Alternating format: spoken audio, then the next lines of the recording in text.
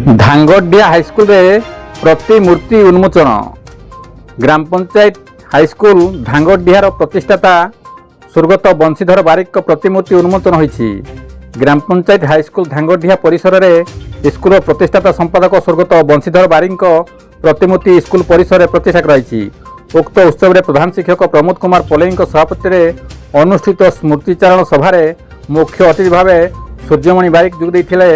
सम्मान्य अतिथि भाव जिला परिषद सभ्य सुरेन्द्र जेना, राज्य ओस्टार प्राक्तन राज्य संपादक कान्हचरण सामल, बालीपुखरी सरपंच द्रौपदी नायक, स्कूल सभापति मनोरंजन नायक, मुख्य वक्ता भाव कोड़पड़ा स्कूल प्रधान शिक्षक रतिकांत देवता, अयोध्या बारिक, पूर्वतन प्रधान शिक्षक प्रमोद कुमार बारिक आदि जोगदेइथिले।